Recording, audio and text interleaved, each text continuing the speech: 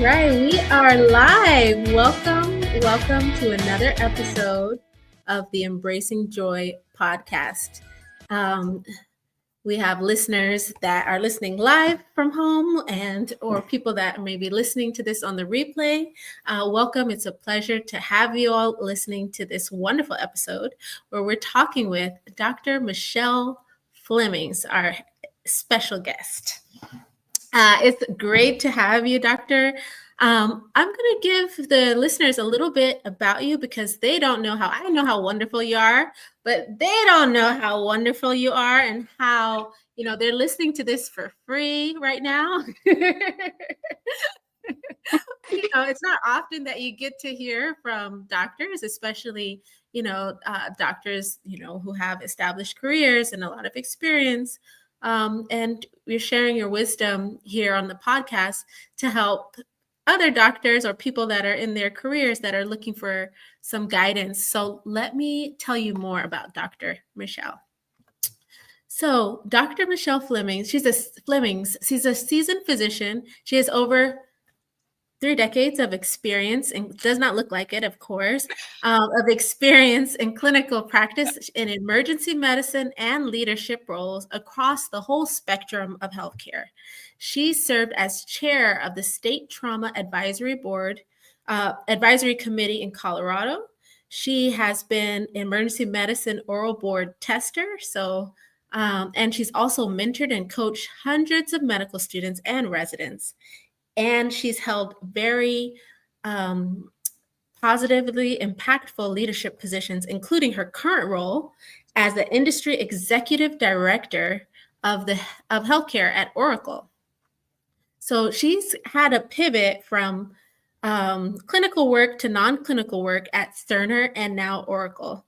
And she's continued to shape healthcare by speaking on industry stages such as HIMSS, VIV, and AMIA. They pronounce it AMIA, where she contributes thought leadership in health IT and beyond. And in this phase of her career, she's returning her passion for coaching, and she specifically focuses on empowering women, and especially women of color in science, in STEM, and health IT and healthcare to build self-confidence, empowerment, and to drive their careers forward. So that is so needed. You have had such a wealth of knowledge and experience from clinical to non-clinical to health IT. I actually have a colleague who did she did medical informatics, like a fellowship. Mm-hmm. Yeah. Oh yeah. Yes. Yeah. So that's really fascinating that and she's EM. So she did EM residency, and then she did health informatics for her fellowship, kind of moving into that world. And it's fascinating because there's so many different parts of medicine and healthcare, and there's so much of a wide arena for us as physicians or people that are interested in medicine or healthcare to advance their careers. So Totally. yeah, you've done a lot. So let's talk about. Let you introduce yourself a little. Like, what would you add to your introduction, if you could add anything? Well, I need to step back to your intro music. It is so happy and so joyful, even down to the hey. It was hard not to start dancing with it. So thank you for that. That was amazing. Mm-hmm.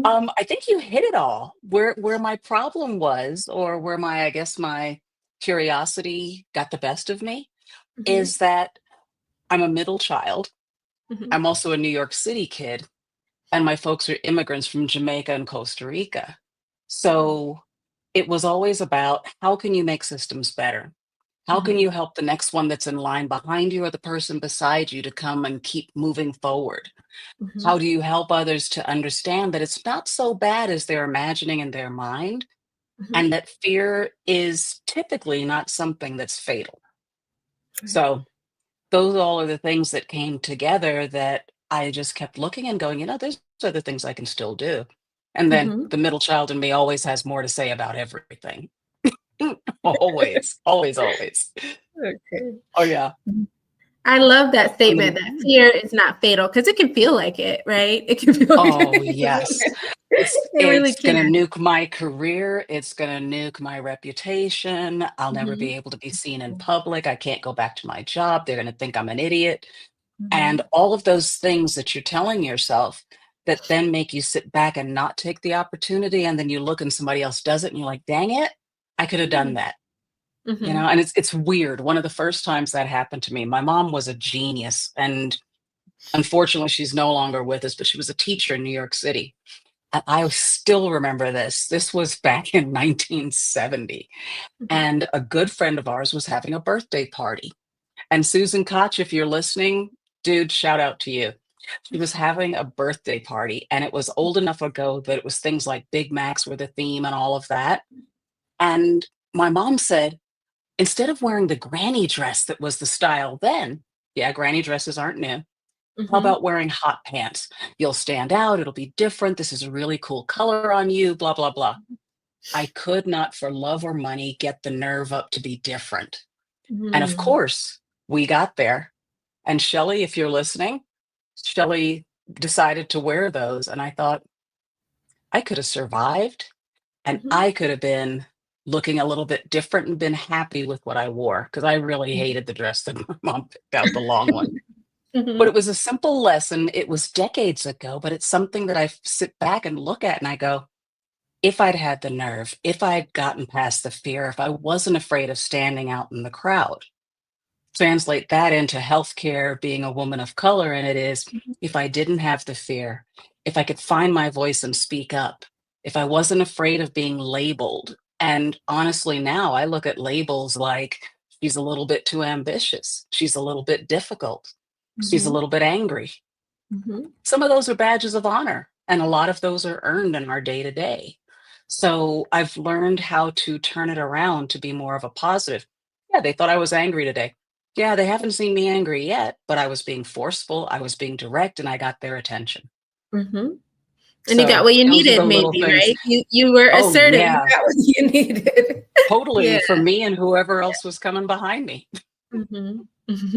You know, and that's a part of the beauty of being at this stage of my career. I've been shucks, I started med school back in 81, finished Mhm, my first residency in 85. So I've been at this, oh my goodness, in 2025, it's going to be 40 years.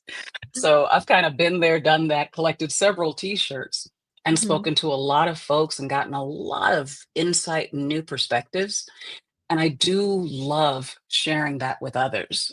Um, my grandma used to say that we are the shoulders upon whom the next generation stands to see what they're capable of.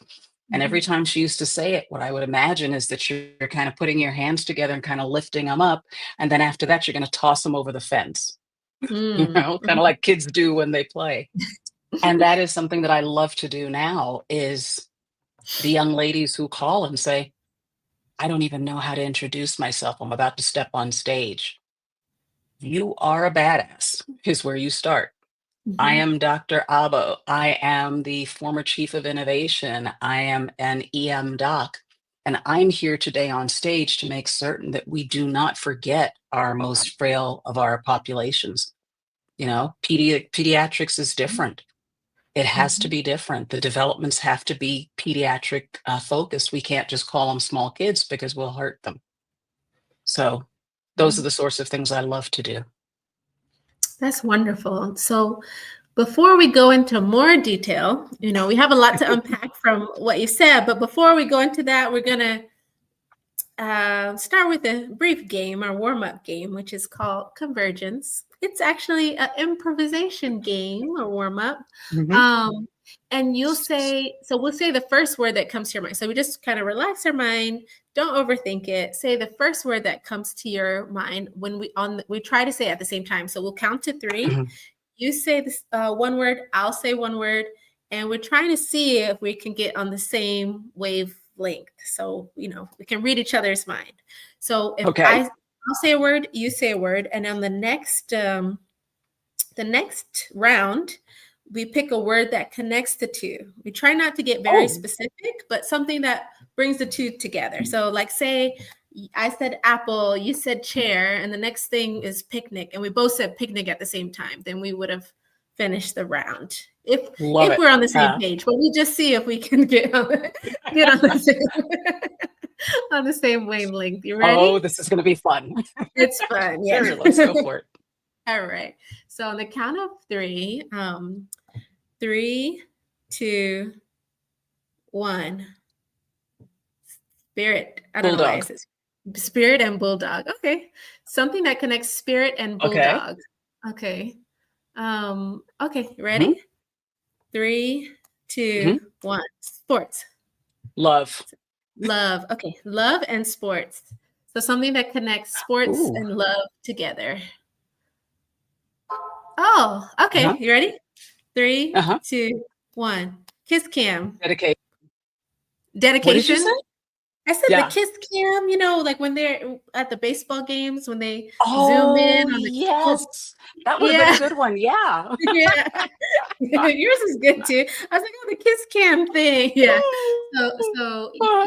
What was yours? The relationship. Dedication. Oh, Dedication. Okay. dedication. Uh-huh. Oh, So okay. kiss cam and Dedication and dedication. kiss. Okay. Yeah. Mhm.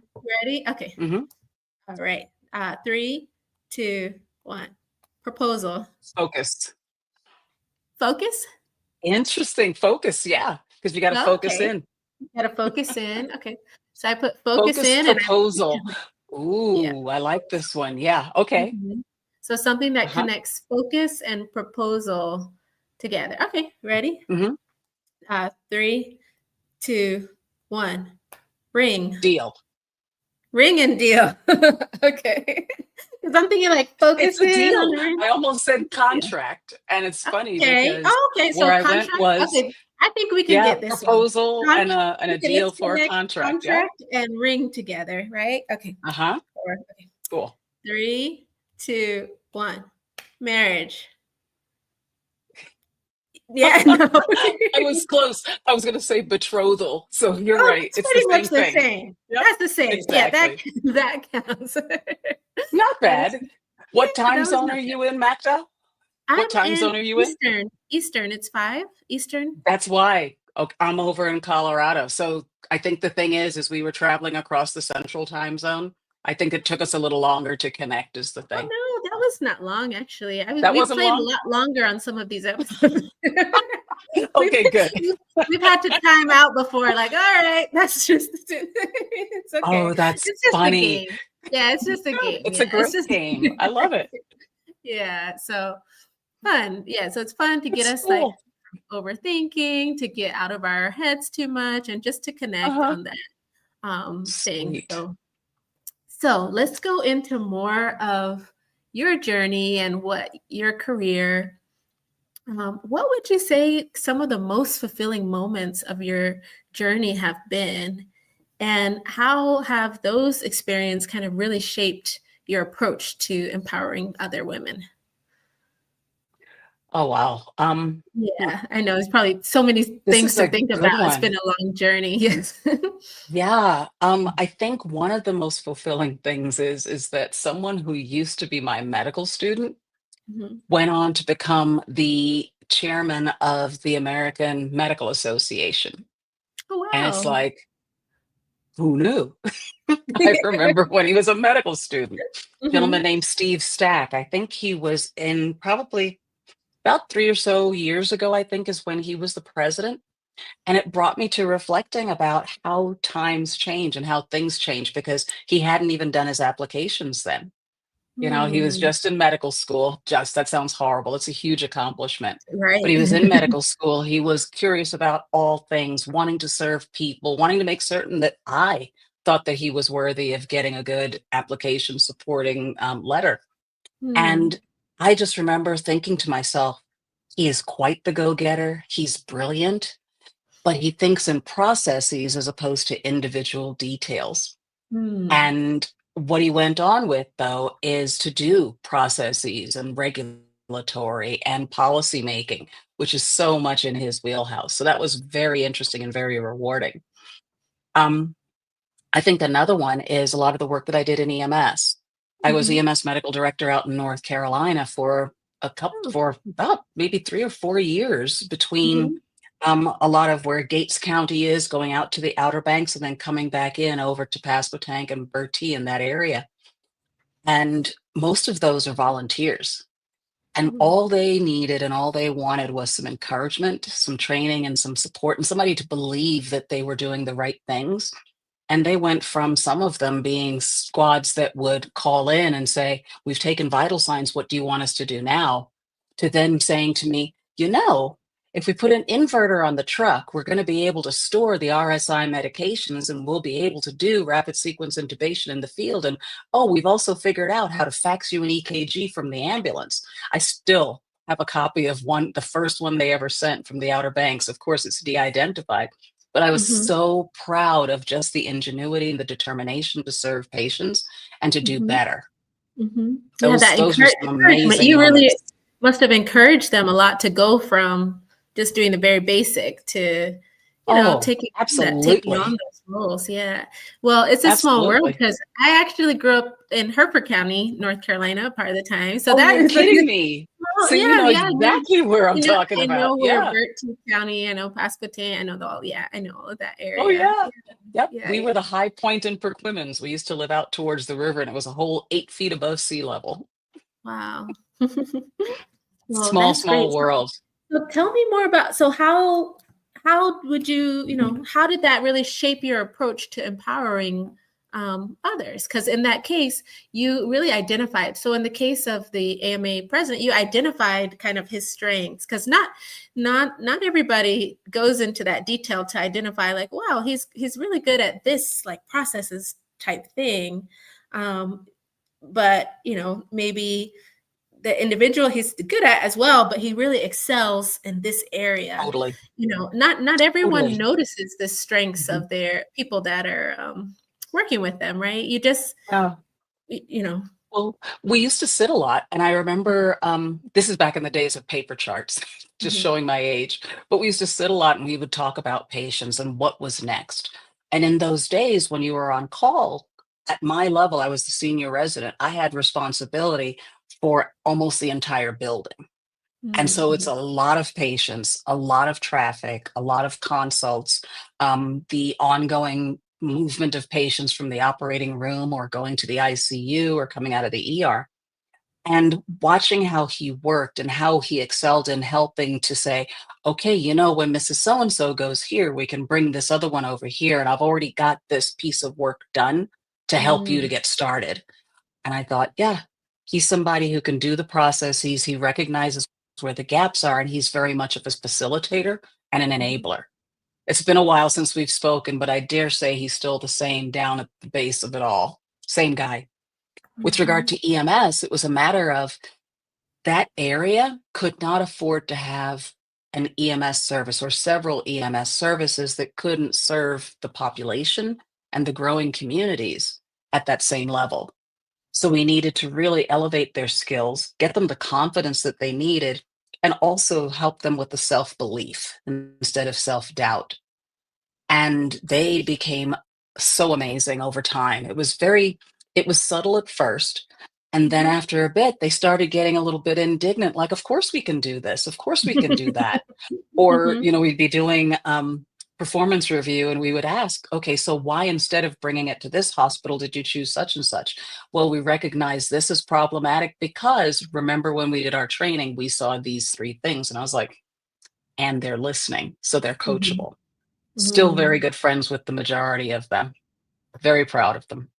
That's great. That's a good transition into really talking about, I know you specified that you really enjoy also helping women of color face specific challenges in healthcare or in medicine, in the United States anyway.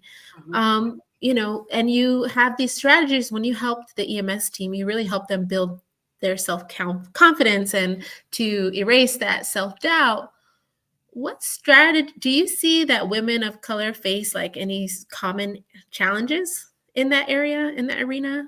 Like, what is the most common thing that you see amongst varying women, regardless of varying women of color? Like, Oh, even though they yeah. have different experience, these challenges can sometimes be similar, right?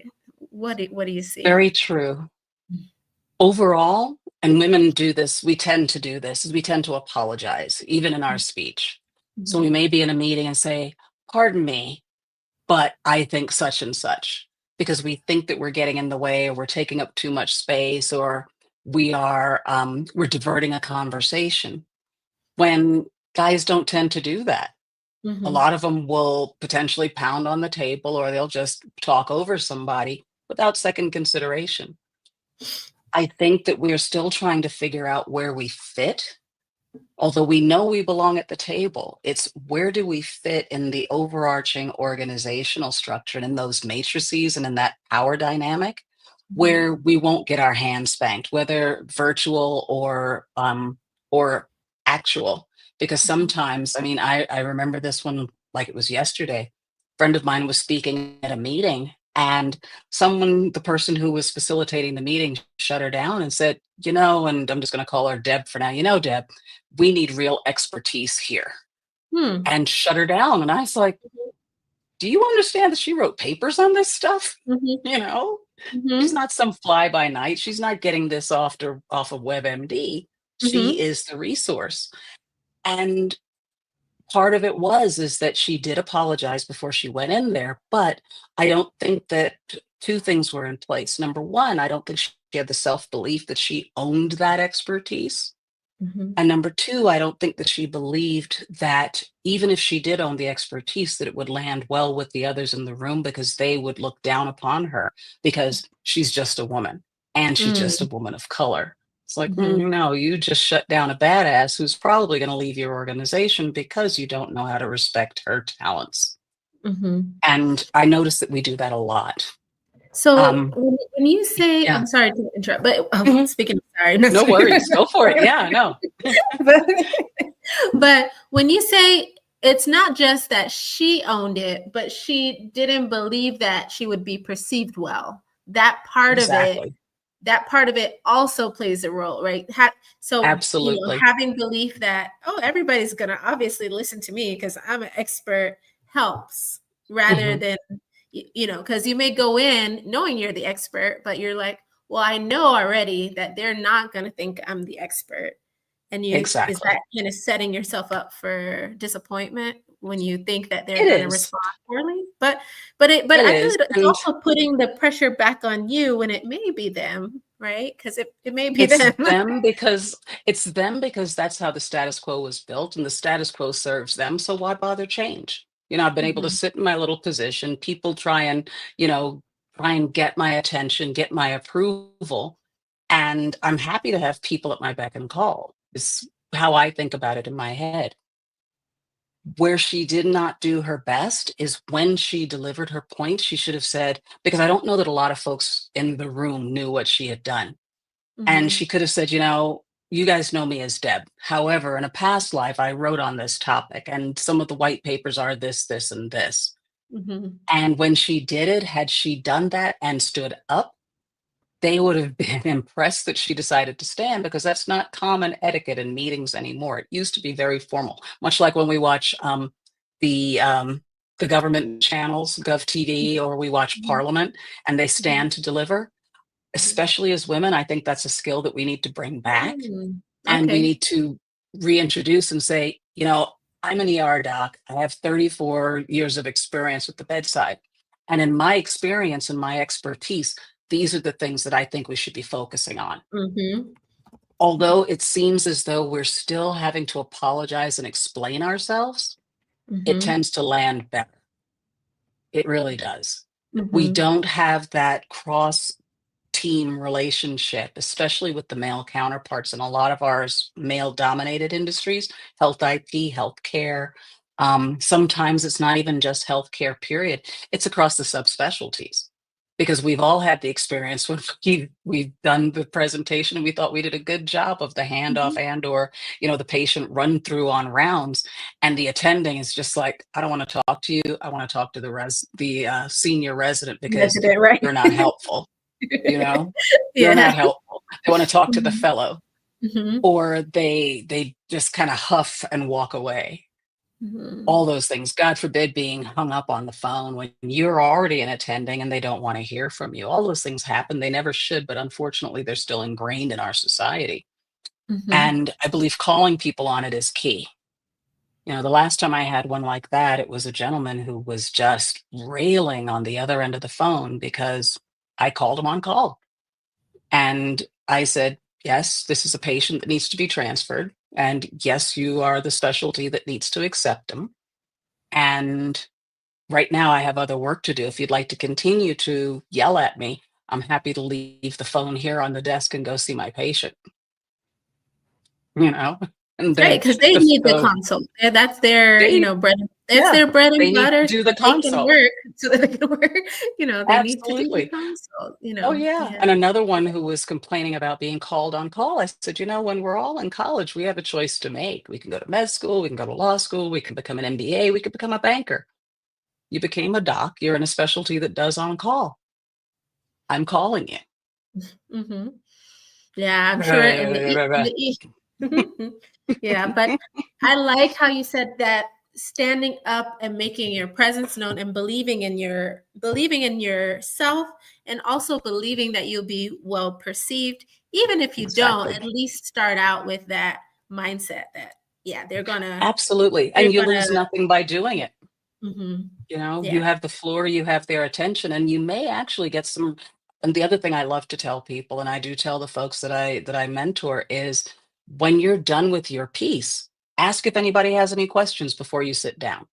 Mhm. It forces them to think back through what you said, and it also is the signal that you're done with the floor, and then the next person can go.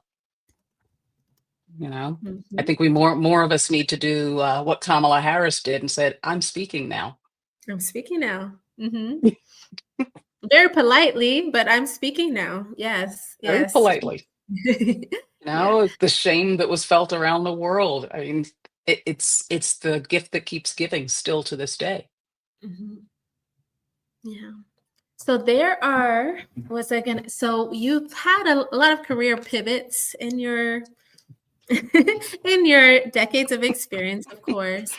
And so as someone who transitioned from clinical practice to health IT and now also with the coaching, even though you've been coaching and mentoring along the whole spectrum, how would you say you maintain that sense of joy and purpose in each different phase of your career? Because that's one thing. When you start with medicine, sometimes you may feel like, huh, could I do this for 10 more years? Could I do this for Right. 20?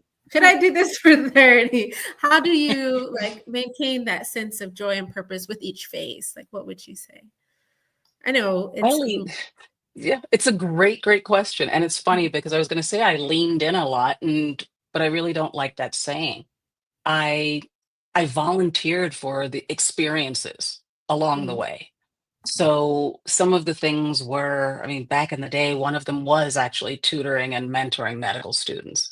mhm, I had the opportunity to be the representative for the hospital on the board of health for a county. Otherwise, wouldn't have known what that was about. And now I have the insight, which then helped me when I came here and did the state trauma advisory committee chair for my hospital and for hospitals in Colorado. It's the Department of Health for the state that governs EMS and all of those practices that fall under trauma. So I had an idea of what their mindset was, what their thought processes were. mhm, Being unafraid to try things out and to spice it up a little bit has mhm, been my secret sauce, truth be told. mhm, Otherwise, I don't think I'd have ended up being a board tester. I mean, I was like, yeah, that'd be kind of cool. They asked, why not see what it feels like? And it mhm, was amazing. mhm, Um, Things I haven't done, I haven't had the attention span or the space and time to be able to do things like write books. mhm. I'm Not trying yet. to finish off Not an not yet. yet. Exactly. I'm trying to finish off an ebook Mhm, eventually about how do we look and assess our careers and then use the data that we have there as opposed to being subjective about it. How do we bring some objectivity to the practice and figure out where the next steps are? mhm, So there's a chunk of it that's not quite ready yet, but I think that's going to be a lot of fun when it comes out. mhm, Um, I haven't jumped out of a plane. My husband thinks I'm crazy, but I Crazy that you did want to, or crazy that you haven't yet?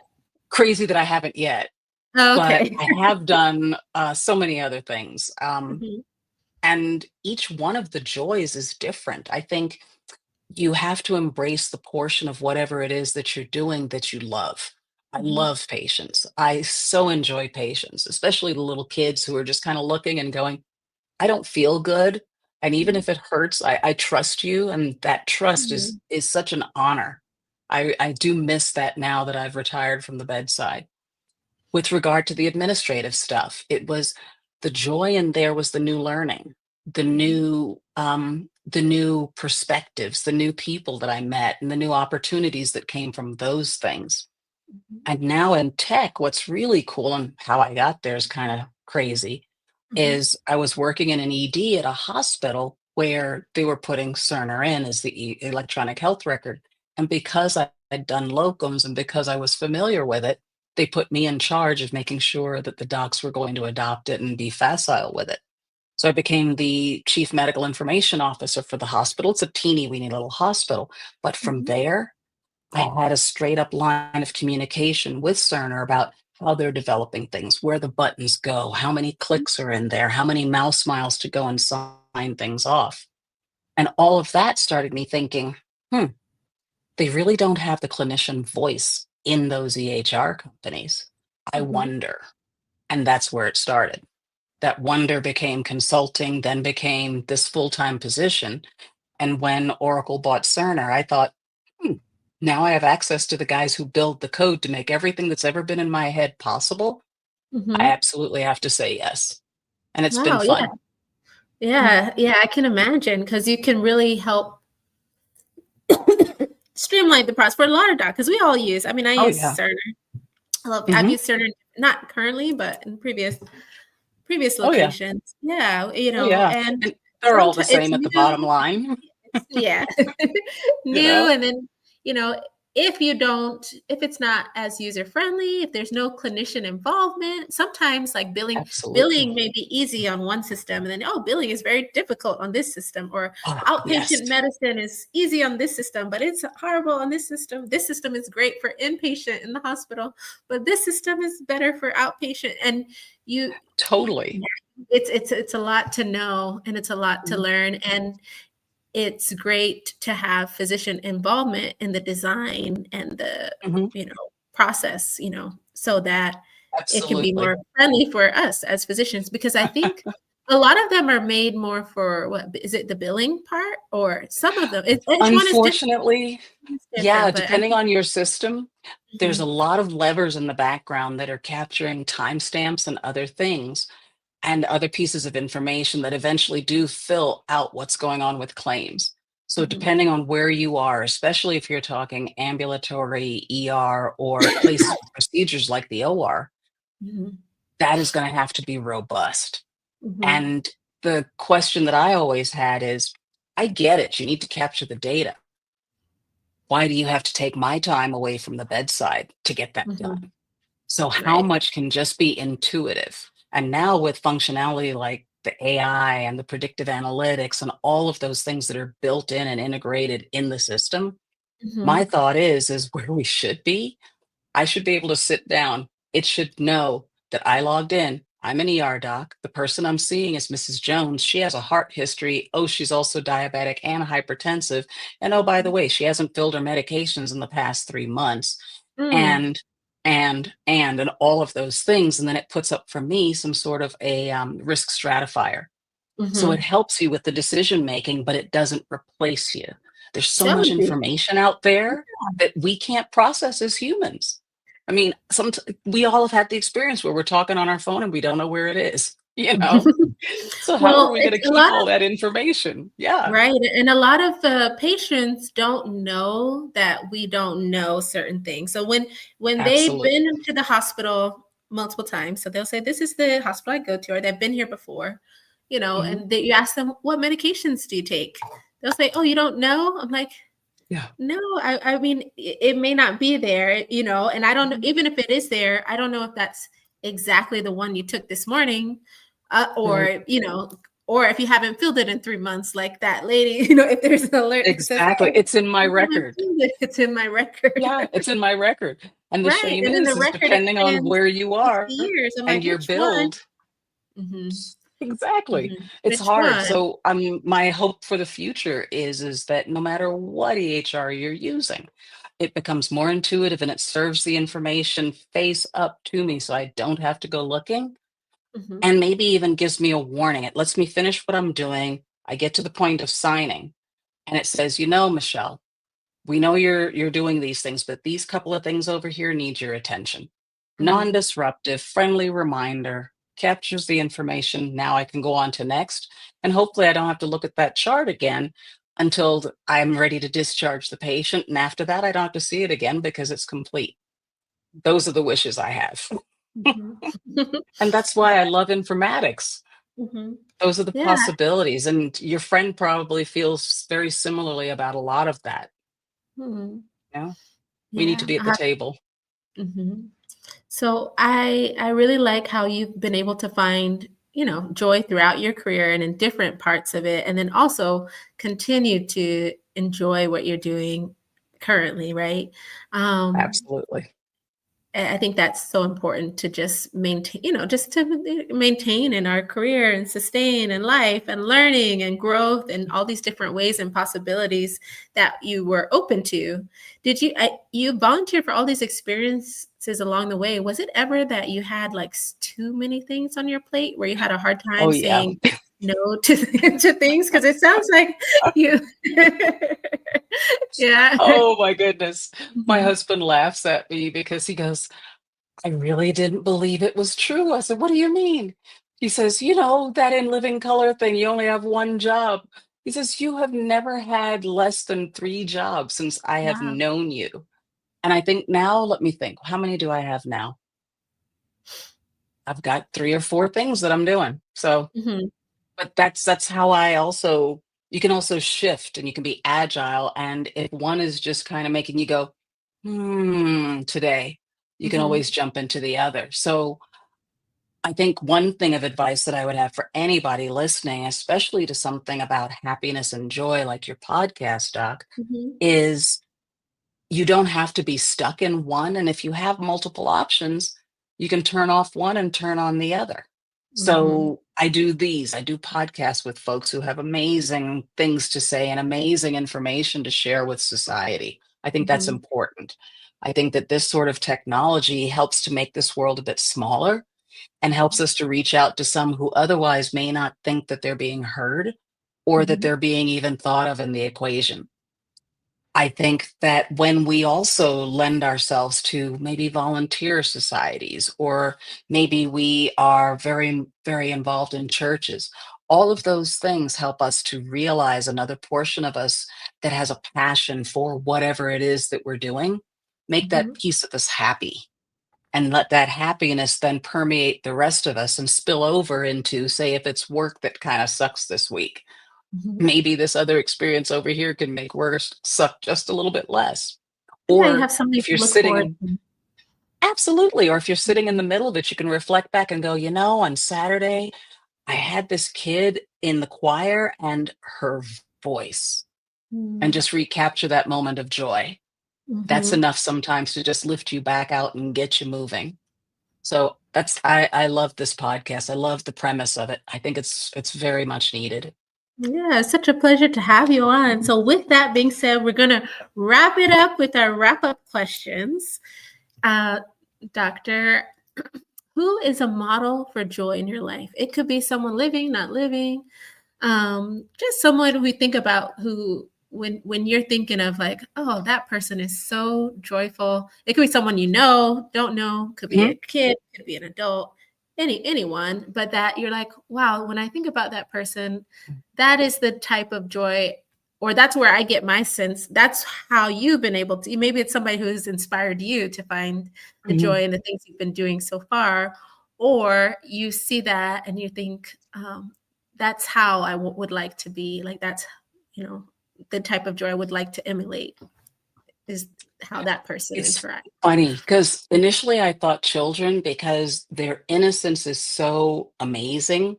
and their Mhm. acceptance of everything and everyone, like they're an adventure, they're to be discovered, they're to be taken in and enjoyed, I think is a Mhm. great example. But when I reflect on me, my life, and my people around me, it would be in my grandmother. I mean, she had Mhm. the equivalent of maybe a sixth grade education. Mhm. Turns out she was one of eight. One was stillborn. This is back in wow, the like 1901, I think she was born in Jamaica in the West Indies. Mhm. And they were orphaned. I found that out from my boy cousins not too long ago. And I thought back, I said, that's why she was always so independent and so stubborn Mhm. about things. Mhm. And she was a magnificent matriarch. She Mhm. had the greatest laugh and smile. And she would always, I would always complain to her, like, school's so hard, or this really Mhm. sucks, or I really don't want to study. And she said, baby, it's not forever, but Mhm. it's going to make you better. It's going to make you happy. It's going to make you stronger. And just imagine what you're going to be able to accomplish. Mhm. And each time I sat back feeling sorry for myself because it was hard or because it Mhm. took time and I didn't feel like doing it, I would sit back and go, she was right. So she was wise and all so joyful. My aunt Mhm. now, who has taken over as matriarch, it was her niece. She still talks about her all the time, Miss Lou, Mhm. as just this angelic person. And hearing the stories when she was a child, she's now Mhm. 92.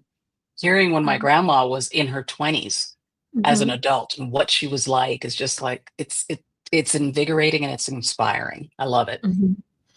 That's great, and I'm sure you take so much of that with you, through your experience where you've been able to have such a profound, career and to move through all these different phases of your career with that joy and with the passion to do what you're doing currently. It comes off, that you're passionate about improving, especially the EHR record and improving, the careers of women in STEM coming forward, like coming behind you, right? So, um, Absolutely. Yeah. right. I'm named after her and she was a diabetic. And I Mhm. remember I was about 12 or so when the doctor insisted that everybody in the house learn how to give her insulin. Mhm. I was aghast. I was like, I'm going to be sticking grandma. It's going to hurt. And then she's like, it's okay. It hurts for a second, but it's going to make me better. I was like, Mhm. wow, okay. And I know Right. that she had a lot to do with the seeding of the mindset of, being a doctor might be what you need to be doing. Mhm. So cool. That was a good question. Thank you. With that being said, if you were building a cake of joy, a metaphorical cake of joy, what would be your top 3 ingredients and why? Ooh, okay. Metaphorical cake of joy. So I Yes. love chocolate. So it would have to be a chocolate cake. Chocolate cake, okay. Um, absolutely. It'd have to be a chocolate cake. I love Oreos. So I'd put Okay. that on there somewhere.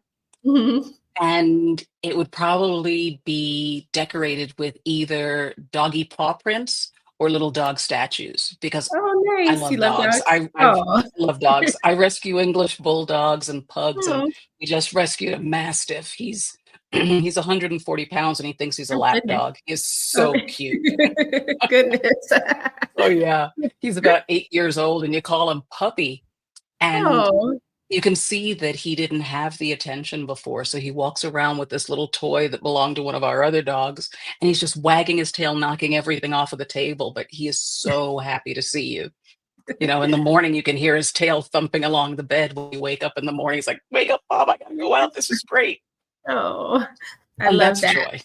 That's very joyful. So this Hmm. was a great interview. I really enjoyed speaking with you, Dr. Flemings, and um, everyone in the audience. Please make sure to comment, like, subscribe. Oh, we have some comments already. Oh my goodness, I Great. didn't look. Sorry. And here we have the Dr. Holder, Dr. Cheryl Holder. She said, great comments on the EHR helping the doctor with risk stratification and serving info. Has the EHR company considered including climate change impacts on the patient? So Dr. Cheryl Holder is a climate change expert.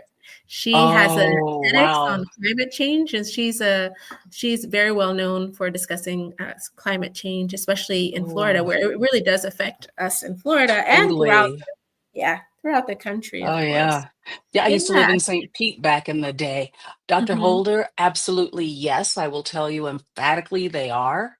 And I am happy to talk with you in more detail offline if you'd like to know, but I do know that we have it in there. And where we're going with it, especially, and where most EHRs are going with it, is how can we help with getting the information to parents about kids with asthma and saying today probably isn't a great day for them to be outside at recess or at gym. mhm, We're talking about things like, pardon me, levels of pollution, et cetera, and how that affects your health. How can we bring the information from the health department and the meteorologists and say to folks, guys, if you have an opportunity to work from home today, if you have COPD, et cetera, you should work at home. Those mhm, sorts of things. Let's make them smarter with the data. And let's especially be more predictive if possible. When we see these patterns, this is typically what happens. Get ahead of we've been doing better with getting ahead of the pandemics, thank goodness, and mhm, predicting flus, et cetera. So a lot of those same minds that went into that went into, we have the information a bit about the climate change and how these patterns are going. So let's share this. Although it would have been very good of them this morning to warn me that when I woke up and took the dogs out, it was going to be 12 degrees in my backyard. My watch was freezing. telling me, oh, it's 32. And I get Oh. outside, I'm like, this is nobody's 32. Mhm. So those sorts of things, also collecting data off of the Internet of Things and all of these wearables that we have Mhm. and collecting it across the country. Maybe I forget what the climate thing is. Oh my goodness, Weather Bug Plus. A lot of Okay. folks have home weather stations, and here in where I live in Colorado, there are a bunch spread out with some folks up in the mountains as well. And what they'll do is they'll do predictive analytics about, okay, where is the snow going to happen? Where do we need to be deploying the plow trucks, et cetera? So it's also about making certain that our infrastructure is able to support us so we can get to work and products can get through. EMS can get from hospital to hospital, or if you need a helicopter, do we have the capability of clearing a landing zone ahead of time? Thank you for your question, Doc. That's a great Wow. question. Yeah, wow. Yeah, I'm glad she asked that question because it does, there's a lot of room for innovation and improvement, lots. And I think And we need to be there. We do. okay. New So York I'll in the 70s. Oh, Dr. Holder, you are so my friend. Yes, we lived in Queens. It was 68. We lived in Queens, and I went to PS 176 and Jamaican. Absolutely. I'm on LinkedIn. I would love to meet you. This would be great. Great. I'm glad you joined Connecting us, people, Dr. Doc. Holder. And of course, the comment. So please share this episode. We're wrapping up. So if any further questions, put them in the comments. I forgot to include that earlier for people that are watching live, but I'm glad that you did. Of course, pose your question, Dr. Holder. Yeah, please share the episode. And if you would like to work with Dr. Michelle Flemmings, oh, she's Cambria Heights. Cambria Heights. We lived in Okay. Laurelton, which Okay. is right adjacent. Okay. Oh my goodness. She and I Awesome. have Well, been in I'll the definitely same connect. neighborhood. Yeah, I could connect you too as well if you don't. But let me tell you where you can find out more about Dr. Michelle Fleming. So she's on LinkedIn under Dr. Michelle Flemings on LinkedIn. Where else can they find you? I know you're also on Instagram because I, I tagged you in Yeah, the. I have a little bit on Instagram and I still have a Facebook page, but I'm And, really on LinkedIn because that's where the physicians, the innovators, the creators, and those guys are. And I'm emphatic about the fact that if we can connect as a network, we can mhm. really drive innovation in healthcare so that it doesn't happen to us, much like the EHR did. We need to help drive the next things because we have our patients' best interest at heart, in addition to avoiding burnout ourselves. I think that's so important. So tell the audience where they can find you or where they can connect with you on and your specific. It's just Dr. Michelle Flemings, and with the same On spelling on LinkedIn. Do you have a on website as LinkedIn. well? I For don't okay, yet. not yet. That's okay. I So don't if yet. they're It'll interested come in eventually. coaching, no problem. So they're interested in coaching as if they're coaching for their career and they're looking for a coach, they can reach out to you on LinkedIn or looking to Mhm. connect professionally, or you heard something that you sparked an interest, you can reach out to Yeah, Dr. Michelle Flemmings on LinkedIn. It was such a absolutely. pleasure to have you. Thank Thank you. you. Thank And you. to our audience members, like, share this with a friend, and tune into the next episode as well. Bye. Thank Beautiful. you again. Thank All right. you. All right. Bye-bye.